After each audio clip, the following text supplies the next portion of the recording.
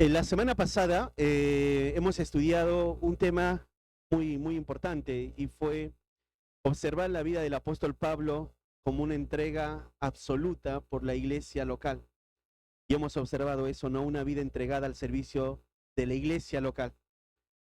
Y esta mañana no vamos a seguir por esta mañana el libro de los Hechos, sino quiero observar contigo otro detalle en cuanto a la iglesia y tiene que ver con nuestra conducta. ¿Cómo debemos vivir dentro de la iglesia? Hemos observado que tenemos la semana pasada servir, entregarnos al servicio de la iglesia, pero esta semana, o específicamente hoy, quiero ver contigo cómo debemos comportarnos, cómo debe ser nuestra conducta en la iglesia. Así que te pido, por favor, abre tu Biblia en Primera de Timoteo y el capítulo 3.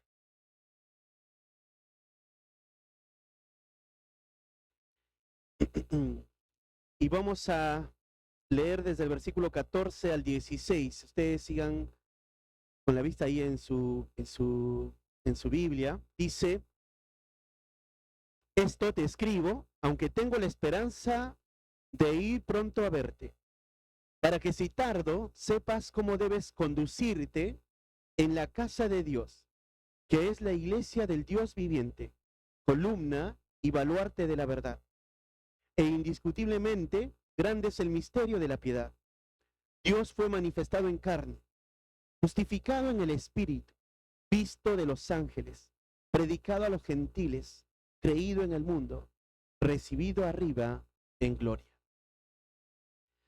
Bueno, el tema que vamos a ver esta mañana tiene que observarse desde esta óptica, cómo debemos conducirnos nosotros dentro de la iglesia.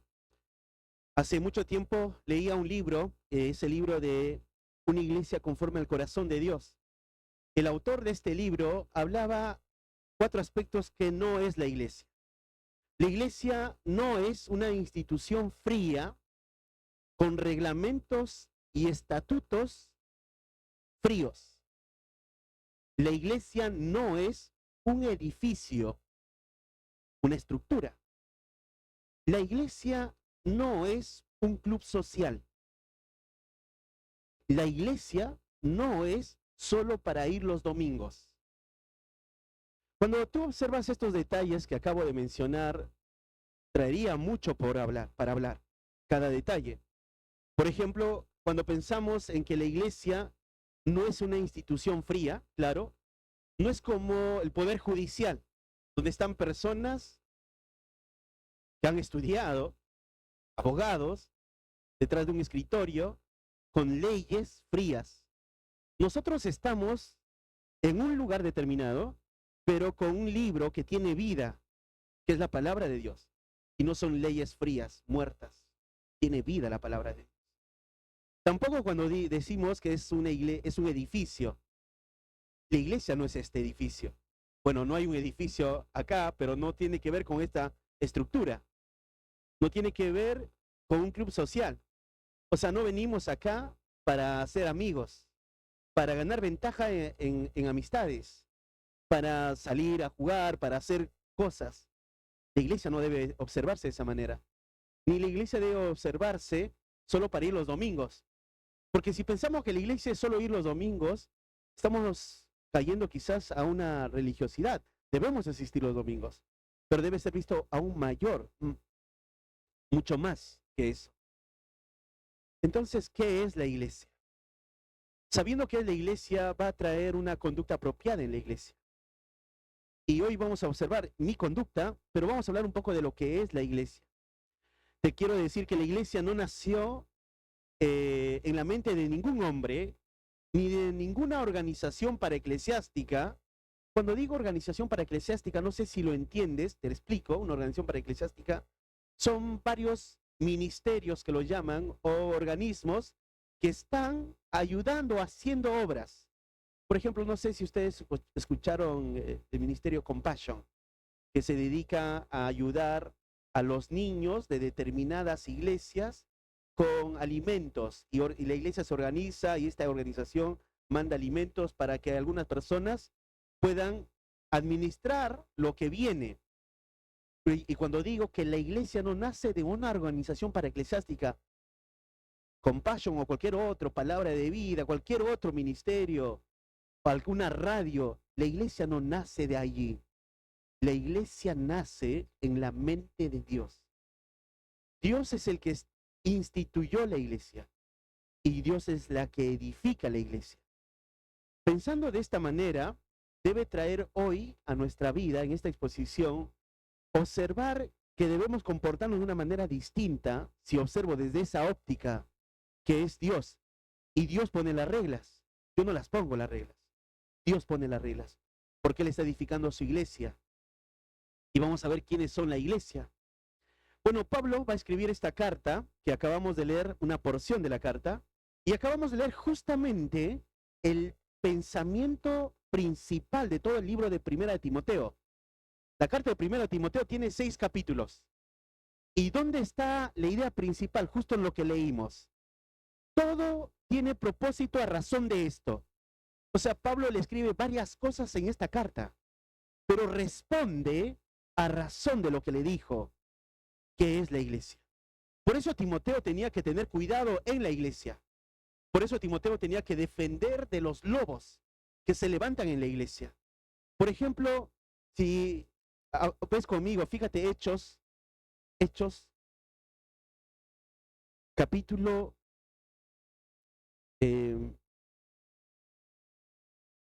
20,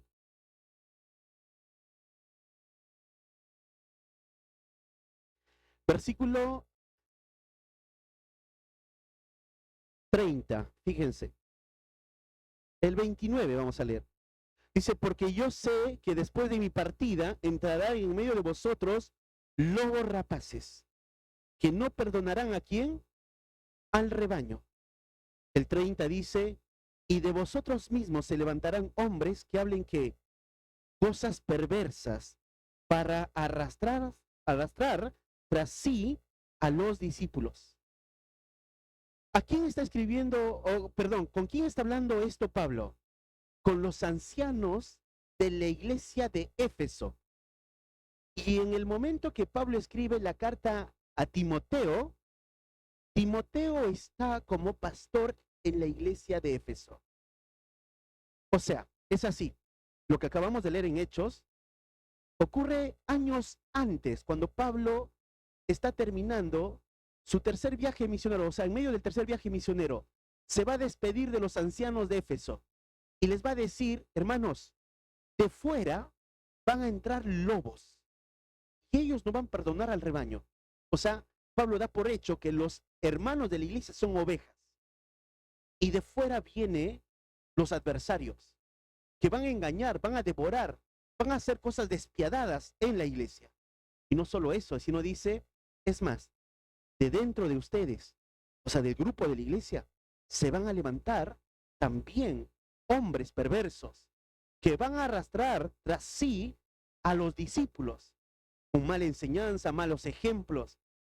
Entonces, ya pasan algunos años, ya pasó años, y Pablo ve a la iglesia de Éfeso que esto está pasando. Se comenzaron a levantar falsos maestros.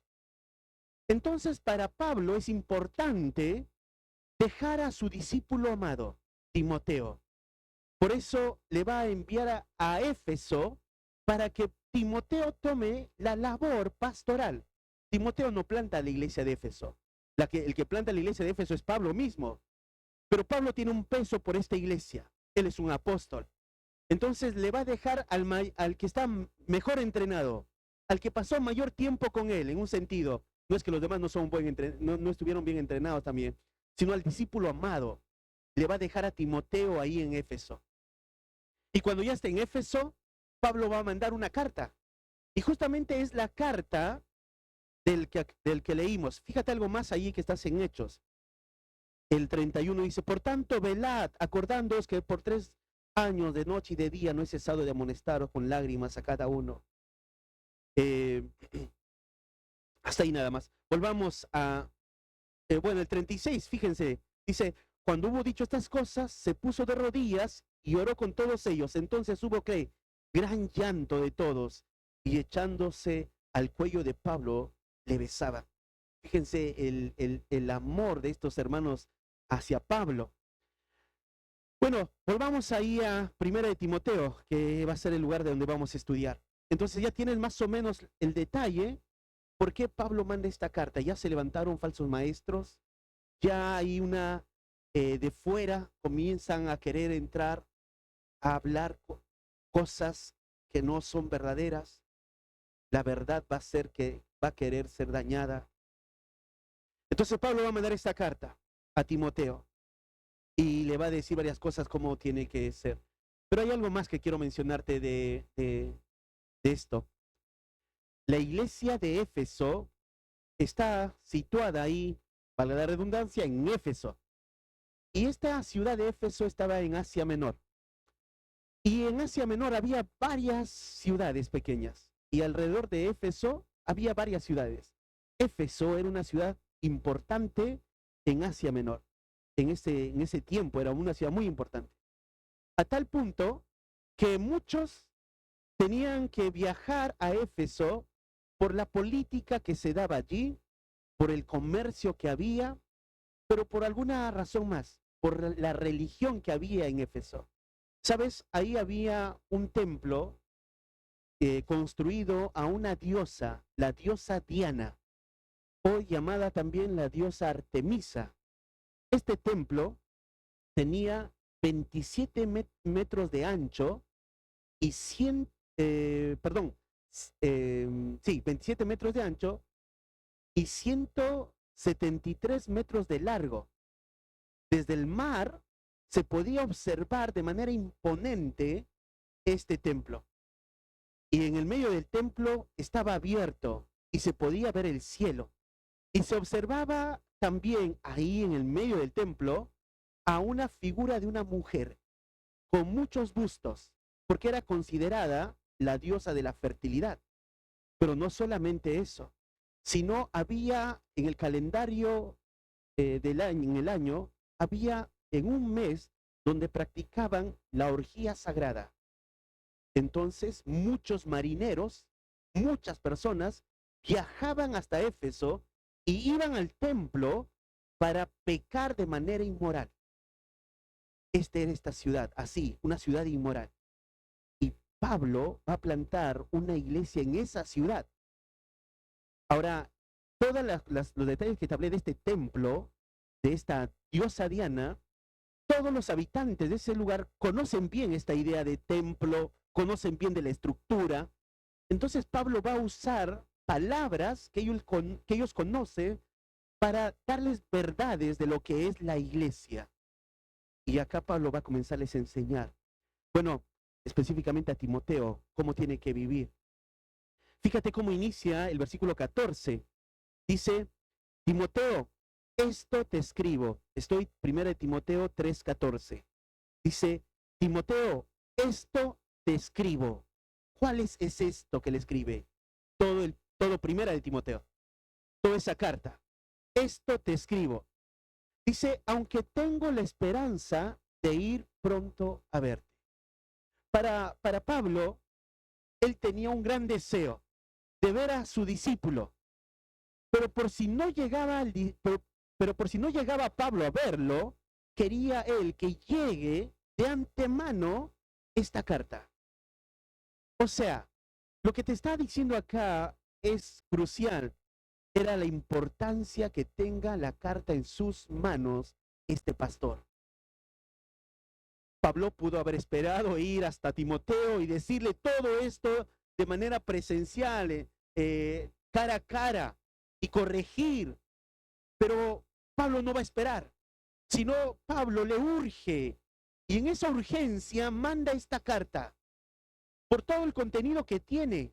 Primera de Timoteo, hermanos, es una carta instructiva para un pastor, para que sepa cómo debe cuidar a la iglesia. Y ahí está todos los detalles de Primera de Timoteo. Entonces, para Pablo es importante enviarle esta carta, para que tenga todos estos temas que va a desarrollar. Esto te escribo. Él tiene la esperanza de verlo. Y fíjate, dice, aunque tengo la esperanza de ir pronto a verte. Y fíjate el 15, para que si tardo, que dice, sepas.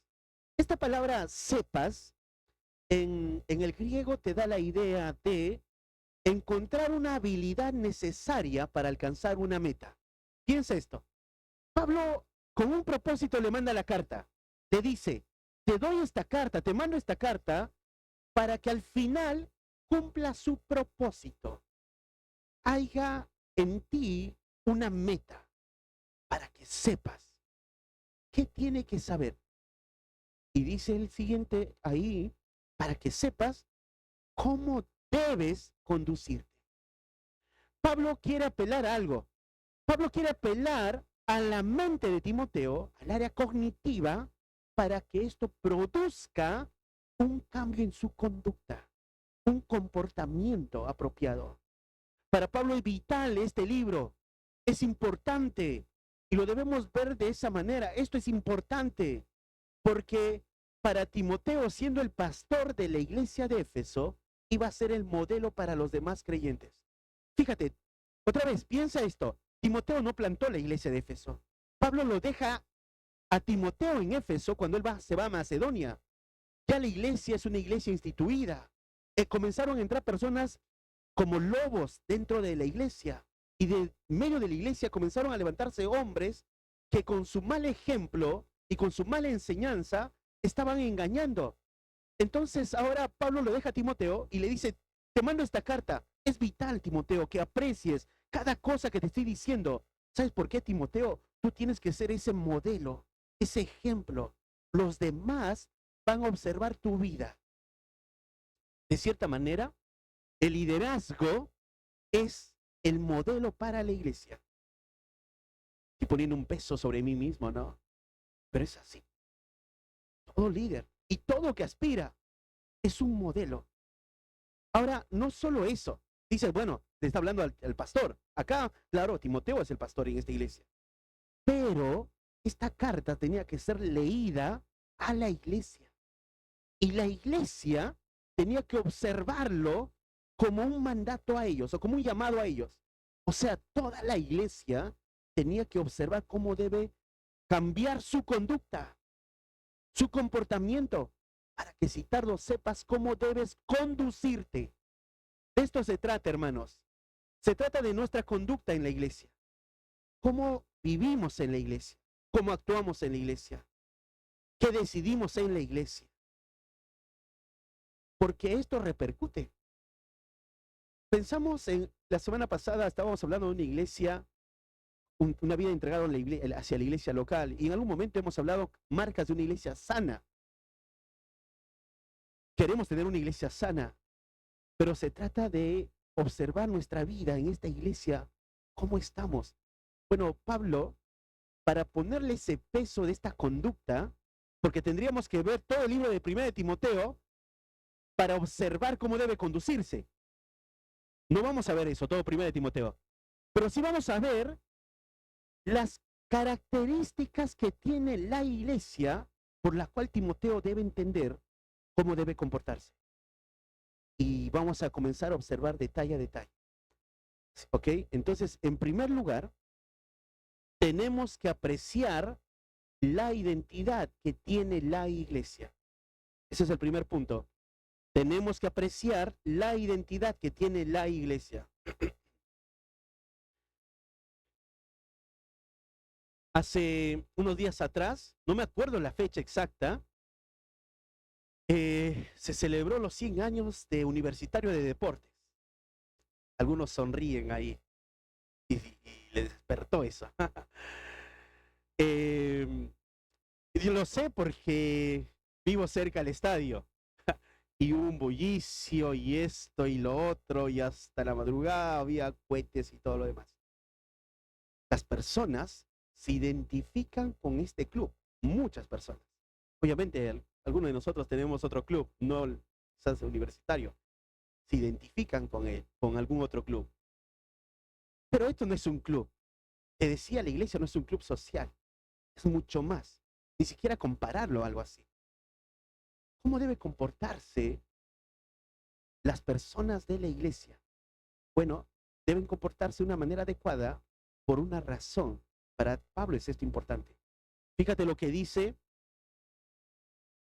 cómo debes conducirte, que dice en primer lugar, en la casa de Dios. A la iglesia se la identifica como una familia. Para que Timoteo sepa cómo debe conducirse, tiene que entender que la iglesia es una familia. Es la casa de Dios. Y ahí la palabra casa es una metáfora que Pablo usa para referirse a la iglesia. Es una casa. Pero la palabra casa en el griego es oikos, que quiere decir familia. Esta misma palabra Pablo lo usó ya en 1 de Timoteo. Ahí fíjate, 1 de Timoteo capítulo 3, versículo 4. Ahí más arriba. ¿Qué dice? Cuando está hablando de los requisitos a los ancianos. Que gobierne bien su ¿qué? Su casa. Cuando dice que gobierne bien su casa, cuando Pablo está escribiendo, ¿está pensando en la estructura o está pensando en su familia? En su familia. Que gobierne bien su familia sería la idea ahí, ¿no? Por ejemplo, el 3:5, fíjense, pues el que no sabe gobernar su propia ¿qué? Casa, lo que tiene que ver ahí, su propia familia, ¿cómo cuidará qué? La familia de Dios. Por eso la importancia de modelos, ¿no? Un anciano, un hombre que aspira a ser anciano, tiene que observar que debe saber gobernar su propia familia. Dice, si no, ¿cómo va a administrar o gobernar la familia de Dios? Entonces, para Pablo le tiene que hacer ver esta iglesia, la iglesia es una familia, Timoteo. Es la familia de alguien. Hay otro pasaje ahí, 2 de Timoteo, y me encanta este versículo. Fíjate, 2 de Timoteo 1:16, más adelante nomás lo tienes. Dice, tenga el Señor misericordia de la casa de Onesíforo. 2 de Timoteo, capítulo 1, versículo 16. Tenga el Señor misericordia de ¿qué dice? De la casa de Onesíforo. Si estás pensando casa, que tenga el Señor misericordia de la casa de Onesíforo, no estás pensando, Pablo, cuando dice esto, tenga el Señor misericordia de la estructura, ¿no? Estás pensando en la familia. Señor, tenga misericordia de esta familia de Onesíforo. Entonces ahí tienes la idea de casa. Entonces la casa es familia. Y esa familia tiene un propietario. Y entonces, todos los creyentes son ¿qué? ¿Qué somos entonces? Una casa. ¿Pero qué sería? Una familia. Somos una familia. Ahora, piensen esto, ¿eh? Somos una familia. Pero ¿quiénes son los integrantes de esta familia? Todos los salvados. Todos los salvos son integrantes de esa familia. Los que son incrédulos no son parte de esa familia. Parte de esa familia, los que han sido salvados. Pero ¿sabes cómo se les identifica a esos salvados?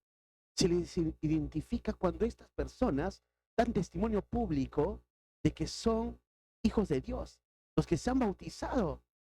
Y de manera natural, ¿no? Se certifica. Dirían, claro, ellos dicen creer en Cristo y no solamente lo dicen, sino atestiguan bautizándose.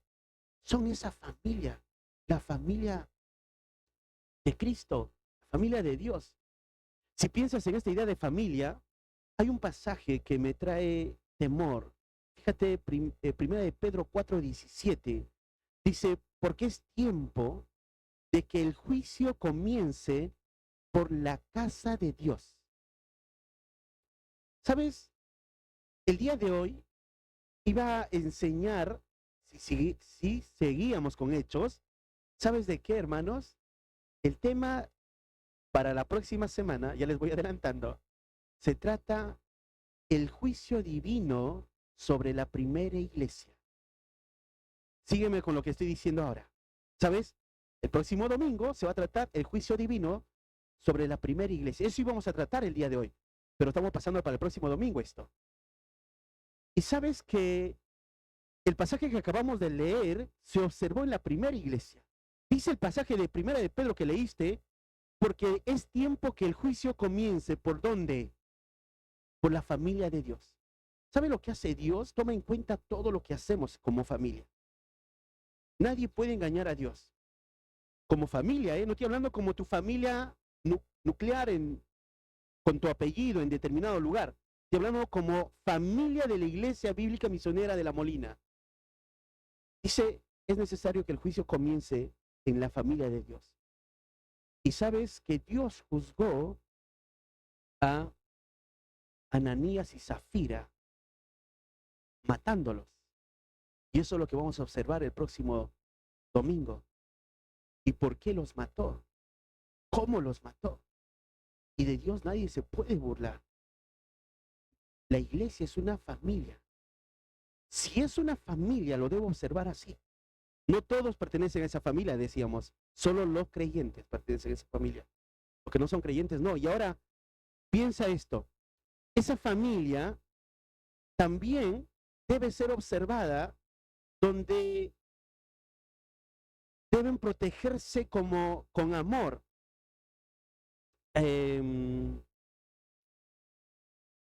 Gálatas 6:10, lo cito nada más, escucha esto. Así que, según tengamos oportunidad, hagamos bien a todos, mayormente a los de la familia de la fe. Pablo a los hermanos de Galacia le dice, ¿tienen economía? ¿Tienen posibilidades de ayudar? De cierta manera todos tienen, que vamos a hablar más adelante. Dice Pablo, hagan bien a todos. Está bien, hagan bien a todos. Lo que está diciendo es que observa a tu alrededor personas que necesitan y ayúdalos. Pero luego concluye, pero mayormente a la familia de la fe. O sea, tu mirada tiene que estar puesta en primer lugar hacia tu propia familia. Este hogar. Somos como un hogar. El padre es ¿quién? Dios. La cabeza es Cristo. Es una familia donde el vínculo perfecto, lo hemos estudiado el día jueves, es el amor. El amor es el vínculo perfecto en esta familia. Si somos una familia, debiera haber sinceridad, debiera haber humildad entre nosotros, paciencia, como hemos estudiado el jueves, soportándoos, perdonándoos, porque hay una familia. ¿Y por qué decimos de empezar acá? Porque decimos ser creyentes y decimos someternos a la palabra de Dios. Decimos tener un padre y Él nos dice cómo debemos vivir y eso lo vamos a ver ahora mismo. Pero somos una familia. Efesios 2:19, para afirmar esta verdad de familia, dice, así que ya no sois extranjeros ni advenedizos, sino conciudadanos de los santos, miembros de la familia de Dios. Pablo da por zanjado esta verdad y me encanta cuando dice, ya no eres un peregrino en un sentido extranjero que estás de pasada. Somos peregrinos, dice Pedro, como familia nos debemos ver como familia de Dios, que estamos nuestras ciudadanías de los cielos. Y Pablo habla esa verdad acá diciendo,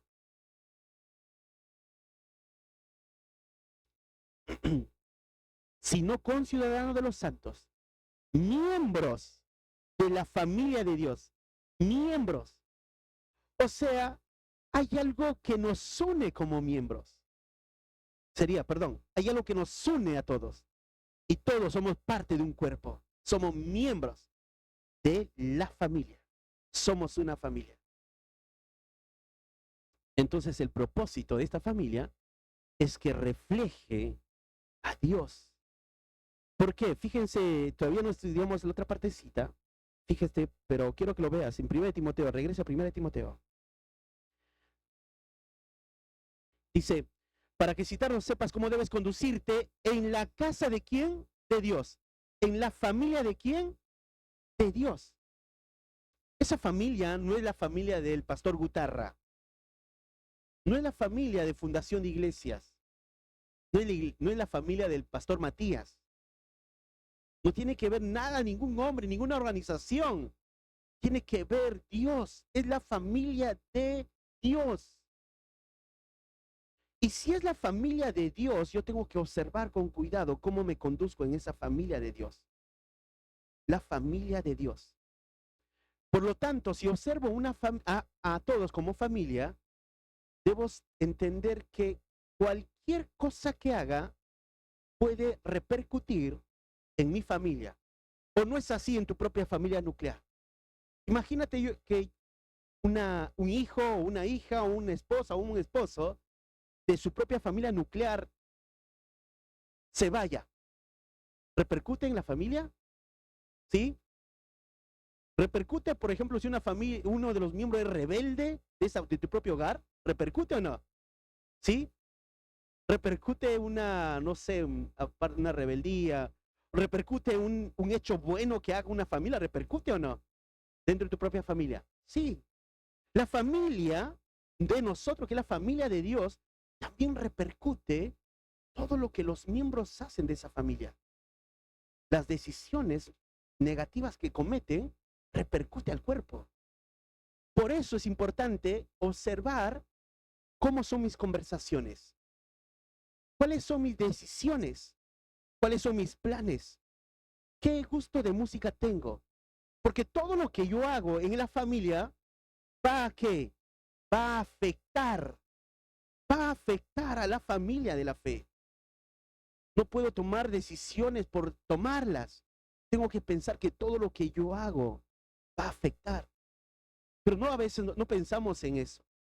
No pensamos que somos una familia y creemos que somos unilaterales. Como una isla, yo voy a la iglesia, asisto y me conduzco como yo quiero.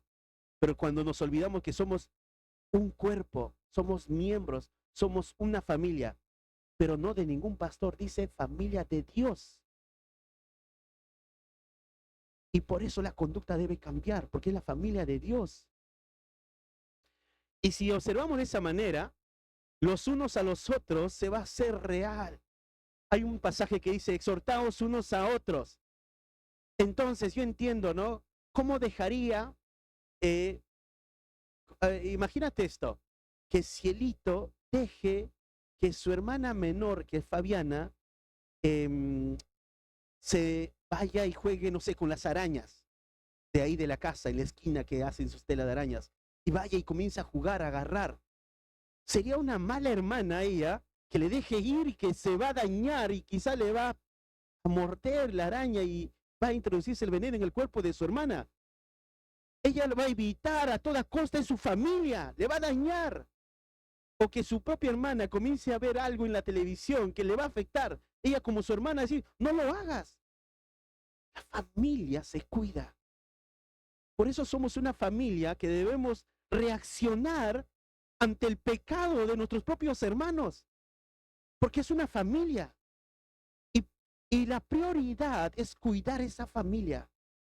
Para Pablo, cuando le deja a Timoteo en la iglesia de Éfeso, está diciendo, Timoteo, todas las conductas que todo lo que te estoy escribiendo tiene que afectar tu conducta. Porque donde estás como pastor es la familia de Dios. Y aplica todo lo que digo. Porque esto va a repercutir si no lo haces a la iglesia. Timoteo tiene que observar esto. Somos una familia, hermanos. Ahora, no solo eso, fíjate el pasaje, para que citarlo sepas cómo debes conducirte. En la casa de Dios, ¿qué más es la iglesia? ¿Es la iglesia de qué? Del Dios viviente. Fíjate, 1 Timoteo 3:15, en la parte casi final, que es la iglesia del Dios viviente. ¿La iglesia entonces qué es? La iglesia del Dios viviente. Esta pequeña frase, la iglesia del Dios viviente, tiene mucho significado. ¿Por qué tiene mucho significado? Porque tienes que recordar esto. ¿Dónde está esta iglesia plantada? ¿En qué ciudad? ¿Se acuerdan? Éfeso. Y en Éfeso, ¿qué templo hay? A la diosa Diana. Es un templo imponente, les decía. 173 metros de largo, 27 metros de ancho. Es grande. Te decía lo que se practicaba en ese templo. Ahora, piensa esto. Esa diosa Diana, diosa de la fertilidad, ¿era un dios vivo? Una estatua, una imagen, algo pagano, donde todos iban y, claro, hacían lo que querían delante de esa diosa. El contraste, Pablo les dice, ustedes están en una iglesia del Dios vivo. La iglesia es del Dios vivo. Esto no debe traer temor. No es un Dios muerto, es un Dios vivo. Y un Dios vivo, ¿qué hace? Si es la palabra Dios, la idea es todopoderoso, el que tiene el control de todo, el que lo ve todo, el que lo sabe todo, el que a quien nadie le puede engañar, es el Dios vivo. Te decía, el próximo domingo vamos a observar a Ananías y Zafira, cómo ellos querían engañar. Nadie puede engañar a Dios. Nadie puede fingir lo que no es delante de Dios. Dios lo observa, Dios lo ve.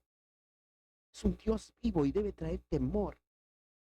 Timoteo tenía que observar su conducta en la iglesia porque hay un Dios vivo.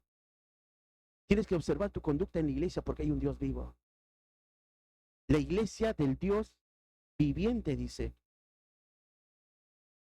La palabra iglesia, ¿ustedes se recuerdan cómo se llama nuestra conferencia? Eclesía. En el griego es así, eclesía, así como escucharon, como está sonando. No eclesia, sino eclesía. Es en el griego. Y esta eclesía es compuesto de dos palabras. Ek quiere decir fuera, y luego kaleo, el verbo kaleo, que es llamar. Lo que quiere decir es los que fueron llamados fuera. O sea, es esto, ¿no? En medio del mundo pagano, Dios llamó para que un grupo de personas estén fuera de ellos. Eclesia, su iglesia, los llamados afuera, los sacó de ese mundo. Esta idea lo tienes en Romanos capítulo 1. Fíjate, solo vamos a leer un pasaje para observar esta verdad. Dice, Romanos 1, 6 y 7, dice, entre los cuales estáis también vosotros, llamados a ser de Jesucristo. Ve la idea, llamados a ser de Jesucristo. A todos los que estáis en Roma, amados de Dios, llamados a ser ¿qué? Santos. Han sido llamados, han sido sacados. Es lo que ha hecho Dios al salvarnos. Nos sacó de los impíos y nos ha trasladado al reino de su amado Hijo. Eclesía, llamados afuera. Pedro lo dice de otra manera, dice, para que anunciéis las virtudes de aquel que os llamó de las tinieblas a la luz admirable. Hemos sido llamados de las tinieblas para estar en la luz admirable. Eso es la iglesia. La iglesia es eclesía, llamados afuera. Entonces, si observo esta verdad, esto, lo aprecio esto, tengo que tener temor, porque yo he sido arrancado, he sido sacado del mundo pagano para ahora estar en la familia de Dios, que es la iglesia del Dios viviente, es la iglesia del Dios vivo. Y si te acuerdas una historia de la idea de la iglesia del Dios vivo, tendría que traerte mucho temor. Hay una historia que es muy conocida por muchos de los creyentes, por muchos, seguramente lo menciono y ya viene a tu mente. ¿Te acuerdas la historia de Elías y los 400 profetas de Baal? ¿Te acuerdas? No sé si se acuerdan, pero hay un pasaje que quiero citarte que está en Primera de Reyes, el capítulo 18, de versículo 20, dice, invocad luego vosotros el nombre de vuestros dioses, y yo invocaré el nombre de Jehová, y el Dios que respondiere por medio de fuego, ese sea Dios. ¿Sabe lo que había pasado? Había sucedido que Elías había convocado a todos los profetas de Baal, 400 profetas, y les había dicho, vamos a hacer algo, vamos a observar, y estaba el pueblo, también fue convocado todo el pueblo de Israel, y dijo, vamos a observar quién es Dios. si Baal o Jehová. ¿Ok? Ustedes construyan un altar, pongan un becerro en el altar. Yo también haré lo mismo.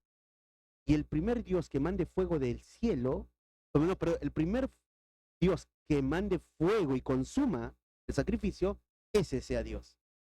Entonces los 400 profetas de Baal construyeron ahí su altar, pusieron su animal, pusieron la leña y el animal, y comenzaron, dice, desde la mañana hasta el mediodía a gritar, Baal, Baal, Baal, Baal, Baal, Baal, Baal, respóndenos, Baal, Baal, y nada. Y seguía el becerro igual. Y Elías le dice, quizás está dormido, levántenlo, griten más fuerte. Y comenzaron a gritar. Imagínate la ironía de Elías. Quizás está dormido tu Dios. Y comenzó a gritar más fuerte y nada. Luego dijo Elías, ahora le tocaba a Elías. Y lo que mandó a hacer Elías es mojar el becerro. Y es más, se cavó alrededor del altar y se empozó agua. Y acá lo que hemos leído, dice, ese sea Dios. ¿Sabe lo que hizo Elías? Clamó a Dios, Dios, yo sé que tú existes. Y Dios mandó fuego del cielo y consumió todo el holocausto y aún el agua que quedó todo consumido. Y todo el pueblo de Israel vio quién es Dios. Baal es un ídolo muerto y Jehová es un Dios vivo. Ese Dios vivo es lo que Pablo está diciendo acá. Es la familia del Dios vivo. Mi conducta debe cambiar solo por el hecho de que hay un Dios vivo. No le podemos engañar a ese Dios vivo. Él ve, él es verdadero, Él existe, tiene poder, el Dios vivo. Entonces, ahora, cuando piensa estas ideas que estamos teniendo, primero, la iglesia es la familia de Dios y la iglesia es del Dios vivo.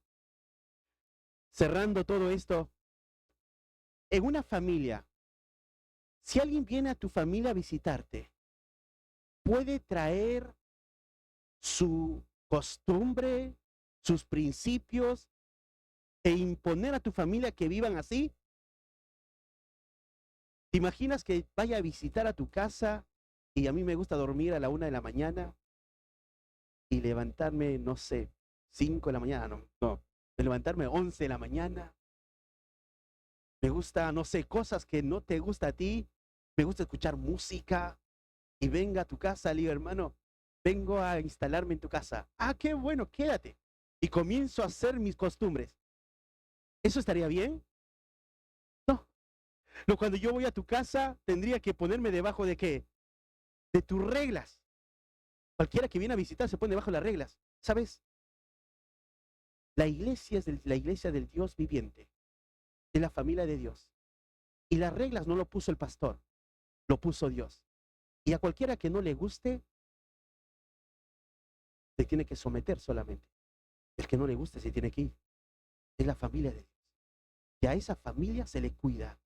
Por eso Pablo dijo, haz callar a los falsos, tápalos la boca, y a algunos sácalos, porque es la iglesia del Dios viviente.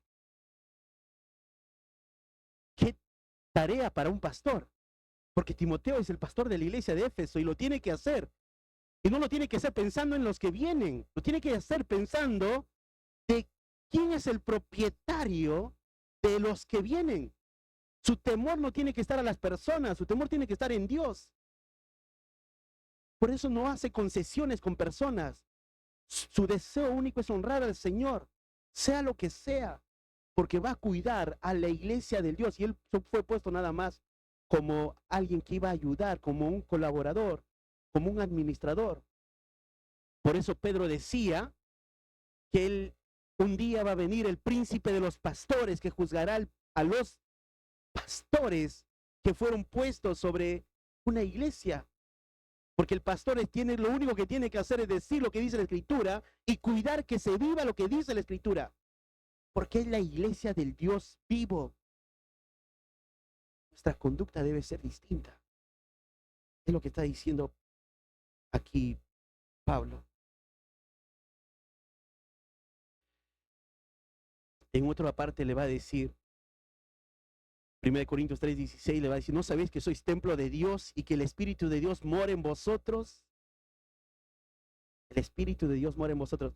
Bueno, alguno llegaría a una conclusión, decía, entonces, todos los creyentes somos la familia de Dios. Entonces, no hay razón de congregarse, porque hay creyentes por todos lados, y yo estoy en mi casa, soy la iglesia.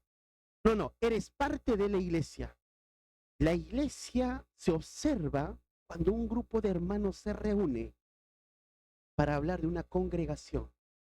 Congregación es ese grupo de hermanos que se reúnen en determinado lugar, que hacen la expresión de la iglesia universal. Y todos están siendo partes de alguna iglesia.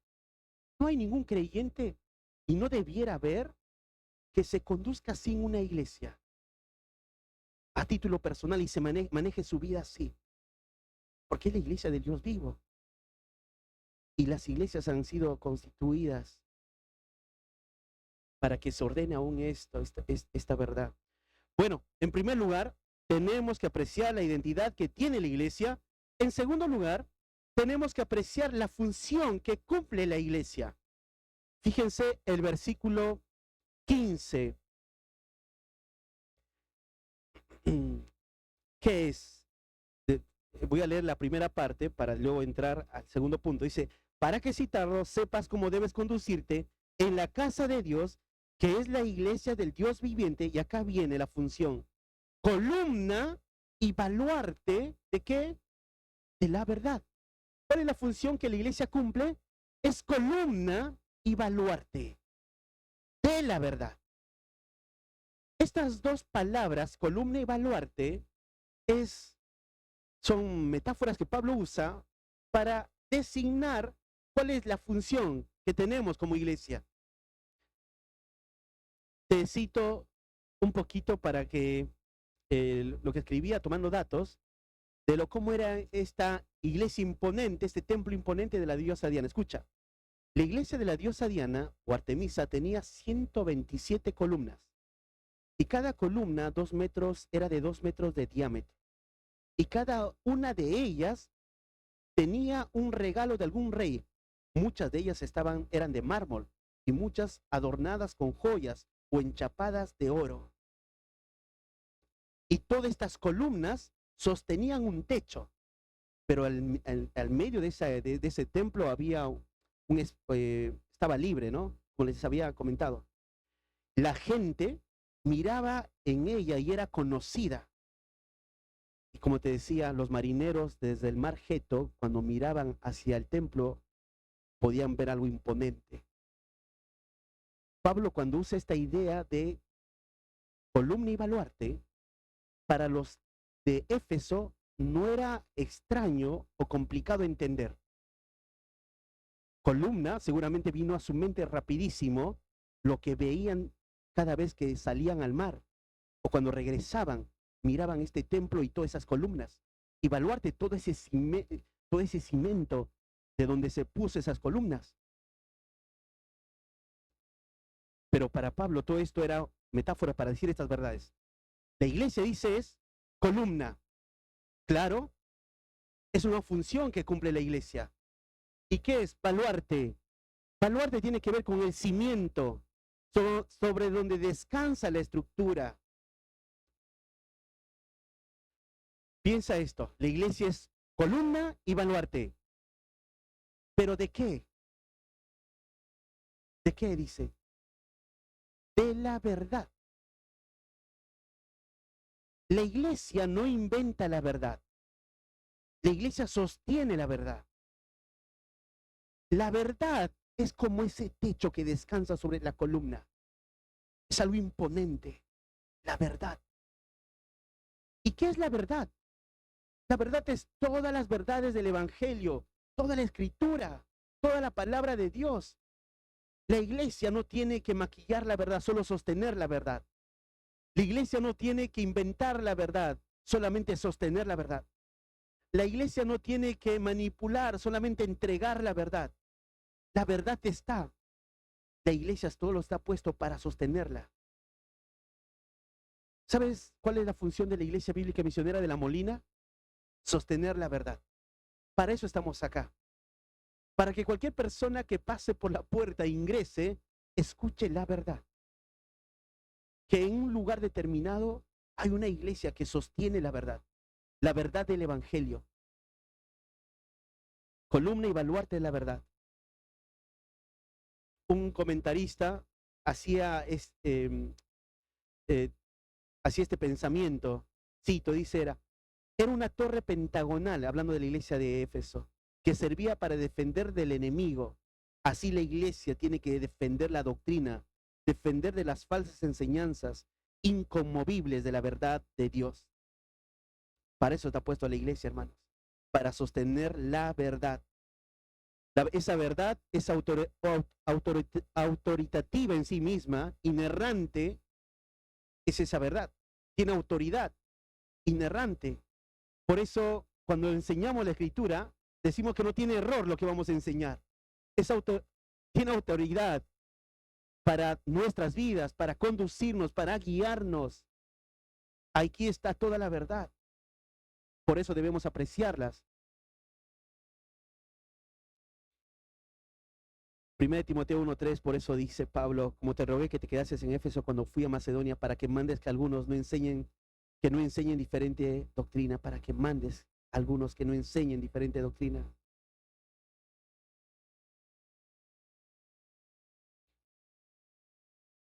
Hay un proverbio 23:23, dice, compra la verdad y no la vendas. Este pasaje me encanta, compra la verdad y no la vendas. La sabiduría, la enseñanza y la inteligencia, cómprala. Obténla y nunca más la dejes. Para eso está. Escuchaba a un predicador sobre este tema decir, y le decía, el día que no esté nuestra iglesia, debe ser un caos para el sector donde estamos. Porque ya no hay ninguna verdad que se proclama. Así debiera ser visto, hermano, nuestra iglesia. El día que no esté la Iglesia Bíblica Misionera de La Molina acá, debería ser un caos para los que están alrededor o para que los escucharon, porque ya nos está enseñando y ya no está esa verdad. Para eso estamos nosotros, solamente para sostener la verdad.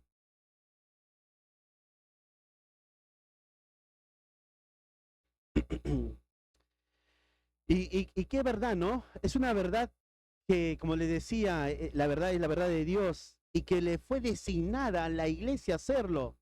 No hecha para los ángeles, no hecha para ningún otro ser, ningún querubín, serafín. Es simples hombres comunes y corrientes, salvados por Cristo, regenerados, santificados, que ahora sostienen la verdad. Eso es nuestra tarea. Bueno, en tercer lugar, en primer lugar te dije, tenemos que apreciar la identidad que tiene la iglesia. En segundo lugar, tenemos que apreciar la función que cumple la iglesia. En tercer lugar, tenemos que apreciar el mensaje valioso que contiene esa verdad. Estamos hablando de la verdad, pero ¿qué consiste esa verdad? Fíjate el versículo 16. E indiscutiblemente, grande es el misterio de la piedad. Y acá está lo que contiene la verdad. Dios fue manifestado en carne, justificado en el Espíritu, visto de los ángeles, predicado a los gentiles, creído en el mundo, recibido arriba en gloria. Esto es el contenido de la verdad. Y solo este versículo 16 podría darnos para exponer mucho, porque cada detalle es una verdad absoluta. Esto era un cántico de los apóstoles. Este era algo que se repetía continuamente. Y acá está, lo tenemos, esa canción. Muchos dicen que esto cantaban los apóstoles. Esto es esta verdad. Y empieza diciendo, indiscutiblemente. ¿Qué quiere decir? Algo en lo que hay acuerdo, consenso, no tiene controversia.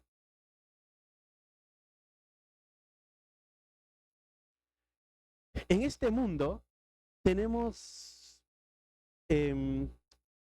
algunos que defienden lo relativo, ¿no? No hay algo absoluto. Ayer, por ejemplo, cuando subimos al vehículo y regresando a nuestra casa, le decía el chofer, todas las religiones nos conducen a Dios, me dijo así.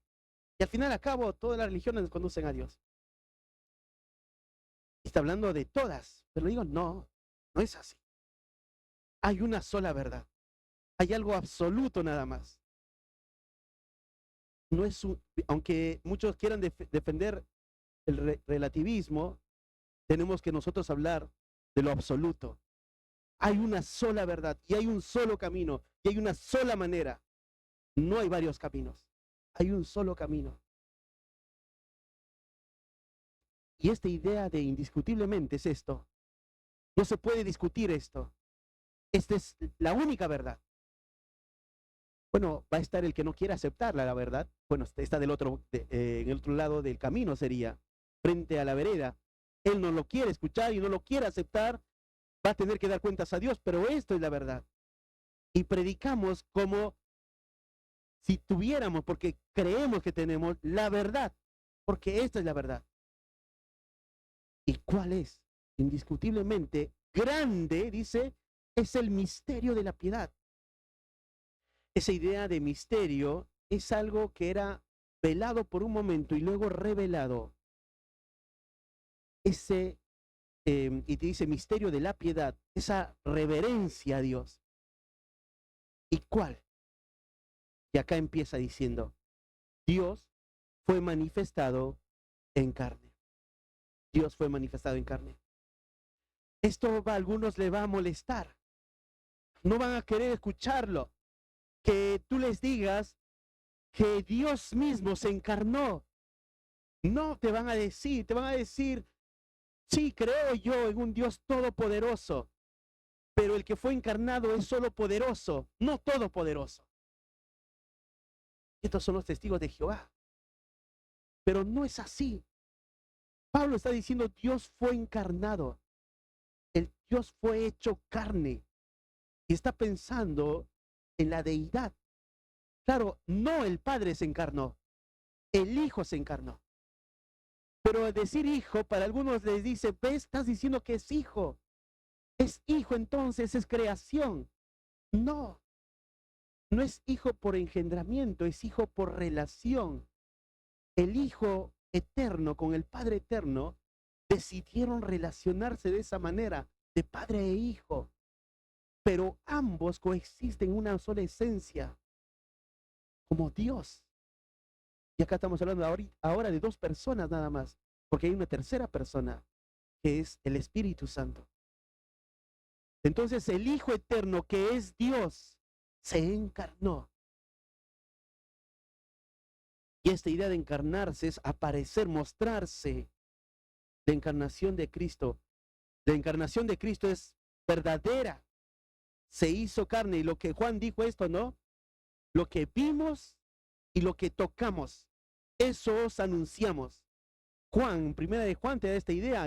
Nosotros lo hemos tocado, le hemos visto, le hemos oído. Cristo, Él es el Dios encarnado. No solamente Dios fue manifestado en carne, sino dice justificado en el Espíritu. Y ahí la idea de justificado es declarado, es probado, es vindicado. El Espíritu Santo vindicó el mensaje y la persona de Cristo. Por ejemplo, tú puedes observar el día del bautismo de Cristo, descendió como una paloma. ¿Quién descendió? El Espíritu Santo. El Espíritu Santo estuvo ahí. En la resurrección, ¿quién resucitó a Cristo entre los muertos? Pablo dice, por el poder del Espíritu Santo, resucitó Cristo entre los muertos. Él es el que vindica, Él es el que declara, vindicado por el Espíritu. Esto de lo que te dije de Pablo en Romanos 1:4 está. Visto, cuando dice, indiscutiblemente grande es el misterio de la piedad, Dios fue manifestado en carne, justificado en el Espíritu, visto de los ángeles, Qué hermosa verdad, ¿no? Visto de los ángeles. Todos los ángeles observaron al Hijo de Dios encarnándose. ¿Y recuerdas esas escenas cuando un coro celestial se presentó a los pastores? ¿Quiénes eran ese coro celestial? Ángeles. Cuando Cristo murió y resucitó, ¿quiénes estuvieron alrededor de la tumba esperando a María? Ángeles. Cuando Cristo fue llevado al cielo y todos los discípulos miraban hacia arriba, se presentaron quienes para decirles, así como la habéis visto ir, así regresará. Ángeles. Visto de los ángeles. Y no solamente eso, dice, visto de los ángeles, predicado a los gentiles. ¿Y quiénes son esos gentiles? Esa idea de predicado a los gentiles es que esa palabra de Dios se extendió a todas las etnias, para todos. Esa expresión señala que la persona y la obra de Cristo no están reservadas para una sola nación, sino para el mundo gentil. La predicación va a llegar a ellos. Y no solamente eso, sino dice creído en el mundo. Y eso estamos observando en el libro de los Hechos. Pedro y Juan están predicando. ¿Y qué está pasando? Están creyendo en la resurrección, creyendo que Cristo venció la muerte. No solamente dice eso, recibido arriba en gloria. La idea de recibido arriba en gloria es que fue levantado, fue tomado para estar ahí en la diestra del Padre. Un comentarista, William Barclay, dice así: la historia de Cristo comienza en el cielo y termina en el cielo. Él vivió como un siervo, fue tratado como un criminal, fue crucificado, pero el fin es glorioso. Por eso dice, recibido arriba en gloria. Bueno, esto es el contenido de esa verdad. Ahora, recuerda todo lo que estamos observando. Pablo le escribe esta carta a Timoteo y le dice, esto te escribo para que si tardo sepas cómo debes conducirte. Y le da ideas, ¿no? Donde tú estás, Timoteo, es la familia de Dios, es la iglesia del Dios viviente. Y sabes, esa iglesia es columna y baluarte, sostiene una verdad. Y esa verdad tiene un contenido. Es Cristo el contenido.